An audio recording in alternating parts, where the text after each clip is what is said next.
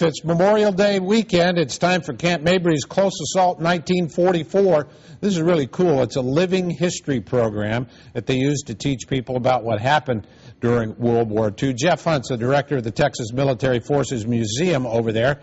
He's going to check in with us and give us a little preview. Jeff, always good to see you, buddy. Good to see you, Joe. Thank you. We appreciate it. What's going to happen here? What are people going to see? Well, this is the program we run every Memorial Day weekend, and folks are going to be able to come out and actually experience some of what our troops in the 36th Infantry Division went through in Europe during World War II. They'll see a running Sherman tank, an M3 half-track. We're going to demonstrate American and German weapons, grenades, bazookas for them. They're going to get to hear it, see it, smell it, and taste it. Can any age, any sex, any gender, etc. benefit from this? Oh, absolutely. You know, the Texas Military Forces Museum here at Camp Mabry is open to the public every Wednesday through Sunday, 10 to 4. People think Camp Mabry is a closed post. It's not. An adult shows a photo ID. You can come on up. And for the veteran who was there, this is a way for us to honor his or her service.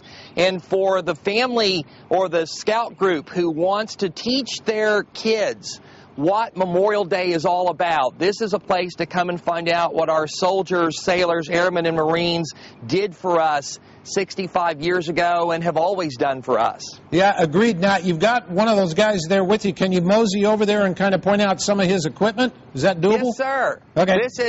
This is Sergeant Vio. He is carrying an M1 Garand rifle. This is one of the weapons that we're going to demonstrate this weekend. And, Joe, I can talk about it or we can show you. Would you like to see her talk? You bet. Glenn, step back there and let's fire the M1 Garand.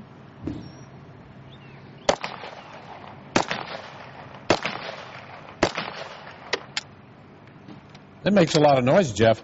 It makes a lot of noise, and not only that one are we going to shoot, but this one you're really going to like, Joe. This is the Browning automatic rifle. This is the other weapon that's in the rifle squad. It's a full automatic. Ooh, man. I like that. I got to have one. Well, we might be able to set you up, Joe. You know what? One thing, talking about that M1, too, because I had to train with those back when I was in college, people don't realize how heavy those things are. Yeah, that weapon weighs 9.5 pounds, and that's before you put 8 rounds of 30-06 ammunition in it. Standard load of an infantry soldier in combat is 65 to 100 pounds. And, of course, he's wearing a wool uniform, a 3-pound steel helmet, and that's part of the reality people are going to get to experience over here. We're going to let them see this stuff, hear and see these weapons work, listen to these vehicles rumble by them, and it really does bring the history to life and really does resonate when you want to learn the lessons of history and understand what Memorial Day is all about. Yeah, true. Wouldn't that have been a lot of fun wearing that uniform in the South Pacific in the dead of summer? Well, fortunately, they went to cotton wool uniforms in the Pacific, but the boys in Europe, they wore the wool all the way through. Okay, so tell us how often this will transpire. What do people need to do? We will do the program twice on Saturday, twice on Sunday, 11 o'clock and 2 o'clock both days. It lasts for about an hour and 15 minutes. We have bleacher seating, concessions, souvenirs. We'll have free water out here. The program, of course, is free.